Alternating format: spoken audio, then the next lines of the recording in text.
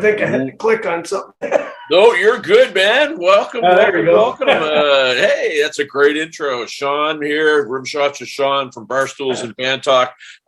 Special interview here tonight. We've had a lot of people ask about this band, about these guys.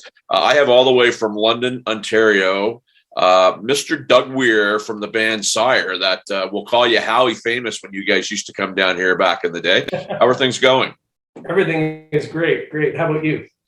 You know what? We just found out today that most of our restrictions are going to be lifted soon. I'm playing a show on Saturday night that's almost sold out, so I can't complain, man. It's all good then. So I was doing another interview with a band from Ontario.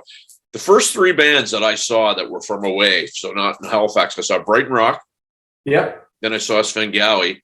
Then I saw this band called Syre. And what I remember about you guys is that, Sven came down and they were kind of jumping off the stage and drinking people's beer. You guys came down, you did the same thing, but, it was kind of, if you drank somebody's beer, you gave them a $5 to replace it. You guys were kind of the, the nicer version of Sven. What do you guys remember about playing down here? A few things come to mind. The things that, first jumped to mind were, it was my first time as a young guy getting out to the East Coast.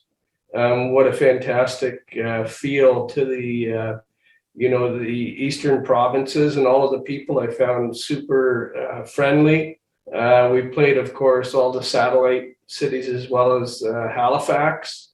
Going to the Crazy Horse, they had great sound, lights. The stage was fantastic. And it was a big club, as I remember. I think it was a 5 to 1,000 seater, somewhere in there. We had a fantastic time. The owners were really, really good to us. They brought us up to their place for a barbecue one night. And I think every night when we were on stage, the owners of that club sent us up a bottle of Dom Perignon every night, which was very nice. Probably got us into trouble. I don't know. We had a fantastic time there, though. The one time we were, I'm not sure if it was the first or the second time we were there. What strikes me, we were on stage, and I see a friend of mine from away, as you would call it, walk in the door, and suddenly realize it's my good friend Jason McMaster. I used to live in Barrie at one point. Now Jason was on tour with the Cult, but he was singing with Bonham. Right. So when we did the Crazy Horse, whoever was there that night would probably remember it, but Jason Bonham was there with his band, which were, I think, a couple of the guys from Plant's band, and Jason, of course, he was a phenomenal singer, and Bonham, and he got up on stage. I think he was wearing a cast, if I remember correctly. I was there that night because I went to the show, and he was actually doing the right-handed drum part with the drum machine. Yeah. And all I remember about that was you guys were on stage, and he was drinking everything in the place, and I'm thinking that guy's a chip off the old block. He's changed his ways, but you know what? He was a really, really nice guy. Yeah. I think I had a whiskey going. He didn't touch any of the hard stuff. We were well in our way to the through the beer rider, with those guys, and we had a great time. And it was funny because we actually got to see the real way, as Jason put it, to play rock and roll, which, the intro rock and roll and the drums. So every drummer I've seen, it plays it a certain way, but I think I'm not a drummer, so I don't know, but there was some kind of nuance missing from the way they play. That jumps out at me. And Danny got up and sang. I think Danny got up and sang "Cowboy" by Tesla, which is a really hard song to sing. And the other guys in that band were super nice guys: keyboard, bassist, guitar player. The next night, we were playing, I think, the first time we were there, probably 4 nights or something like that. And the next night, we went down to the auditorium where they were playing with the Cult, excuse me, and hung out for the day. which was a lot of fun. Their tour bus was way nicer than ours. And they had a plane at their beck and call too, which was kind of nice. The Cult guys were very good too.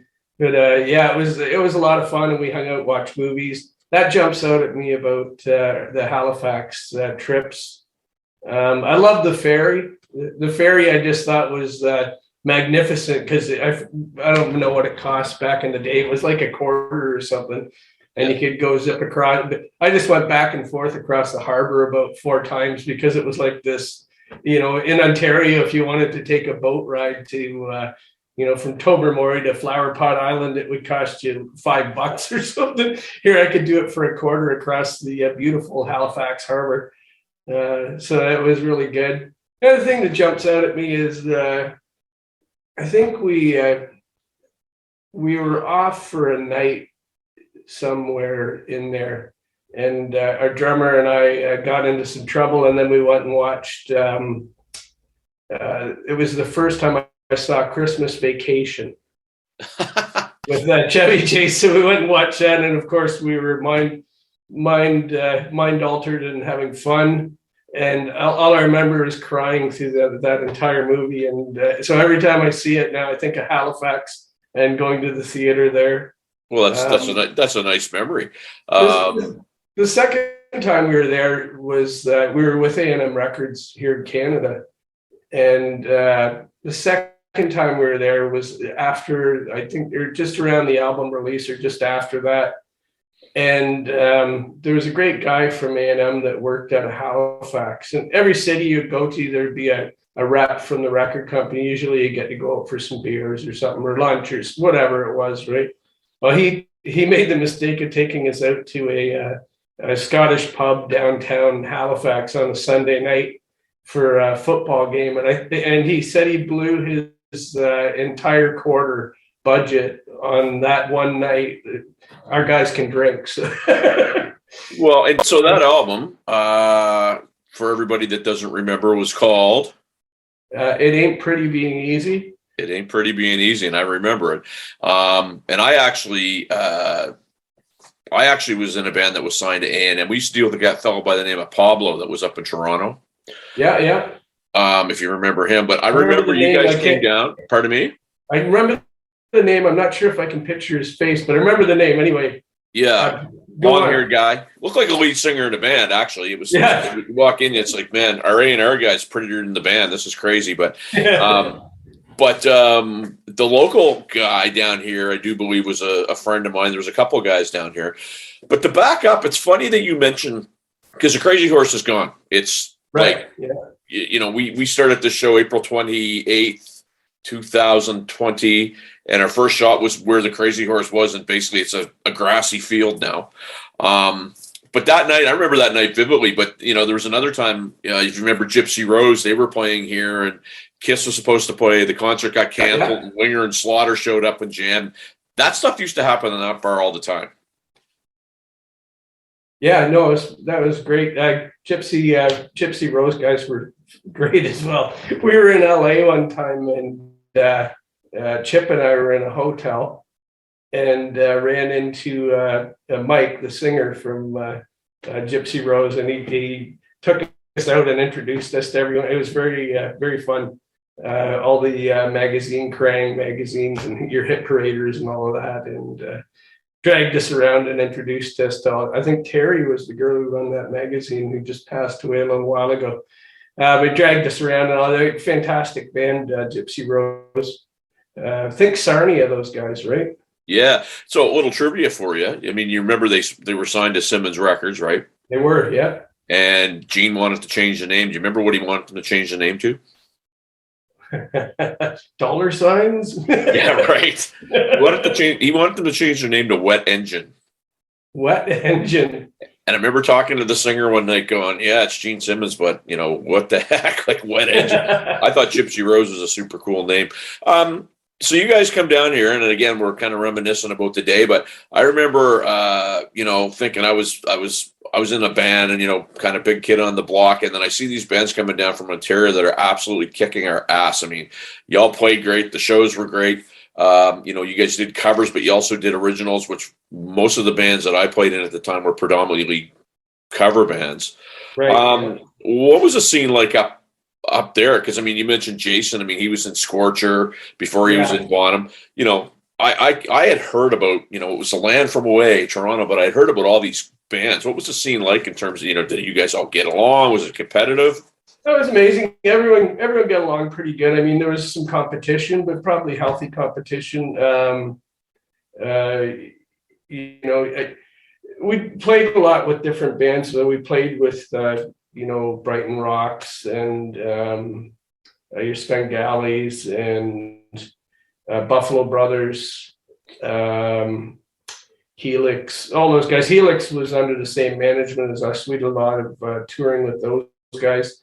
We all got along and, realized that there was a big enough pie for kind of everyone. Everyone had a different spin on what they did and how they did it. Like you say, Sven was kind of, some pretty hardcore party guys, great musicians. Brighton was fantastic musicians. They were just classier than, us guys probably with super guys. I love Jerry, rest his soul. The Helix guys are like our brothers. The scene was really, really great in the 80s. You'd walk down the street and it was Yonge Street, I'm saying, if you're in Toronto, if you're speaking to Toronto, the Gasworks was always packed. It would open at 12. People would be, on the side patio, drinking the court beers all day long, going for the shows. There was something upstairs. Every time we ever played the Gasworks, you would end up on stage. I get to sing with Mick from the Bullet Boys, Brett from Poison, and Ricky Rocket got up and jammed with us a couple times. The Boys in Cinderella. One time I was standing in the Gasworks. I was there watching, I want to say Steel Lily or someone like that, and turned around and Alice Cooper was standing behind me. Right, there was kind of a little section where you could kind of stand if you knew the sound man and stuff, and the bouncers. If you didn't know them, they would throw you out in your ear. But if you played there, the bouncers kind of got to know you a little bit, and you're sort of part of the scene. Anyway, Alice was behind me, and really interesting. Heaven was incredible. It was a weird gig because it was in the kind of a basement of a 50-story building. Right. And Q107 was upstairs. So I can remember when the album came out and we were charting on Q107, I think pretty good. I don't know what number we were at, but things were going well in Toronto. So we loaded in and did sound check. And then a couple of us went up to Q107 and interviewed with Joey Vendetta. Yeah, that's right. Absolutely. He was good. He was very good, and Joey was he was pretty tight with Phil X and I want to say LA, something LA, not Smash LA, but there was a ton of bands, and they were all really, really good. Like the competition was incredible. Everyone was doing great shows. Nick from Just Alice was doing the cover thing, but of course he's off with Burton Cummings now with the Carpet Frogs. Gatto was around. Gatto was just a little before us, and Triumph, and all those guys played the Gasworks. So it was hallowed ground. Moxie, I love Moxie. I forgot to ask, what was the band you were with that was A&M? I was in a band called Jack Butler. It was funny. We got signed. If you've heard of the East Coast Music Awards, we played the second ECMA showcases. To date it was 91 or 92. Our band got together the same week that Sloan got together, and then there was the big Seattle explosion. Right. So we ended up moving to Toronto. We were up there I was up there for 7 years. And when you mentioned the Gasworks, I missed Rock and Roll Heaven by I think about a year. I played the Gasworks when it was the new Gasworks. But then you mentioned Phil. We used to go see Phil play at the Artful Dodger all the time, which was just around the corner. And, Louise Marie's Long Hair is across the street. I keep telling people about that place where, if your hair wasn't long, you didn't get an appointment. But yeah, so, and it was just, hey, one of those things, I got to say I did it, but nothing really came out of it except for a really good demo. What studio you guys go to? There's a gentleman by the name of Marty Anderson that used to play with Rick Emmett. He was Rick's keyboard player. Yeah. And he had a studio, and that's where we did the demo at his studio, and it turned out nice. Really, really nice. I remember it was the first time that I was having to play with the click track, and it was literally, you better get it together here. We're going to get somebody else to do it. So it was that was always fun. But it's I always wondered, because when we were down here, we opened for Harem Scarum a couple of times. And this was before, Harry and Pete and fantastic guitar player, man. Actually, they're a great band. All of them are and I mean, Darren's doing the Red Dragon Cartel thing now. Everyone's great. But I always thought Pete, I started as a guitar player, and Pete always blew me away. It was like, holy crap, that guy can play. Well, not only that, they were super nice guys. Like, we used to, our band used to go and play Oshawa quite a bit at the Janosh Hotel. Yeah, beautiful.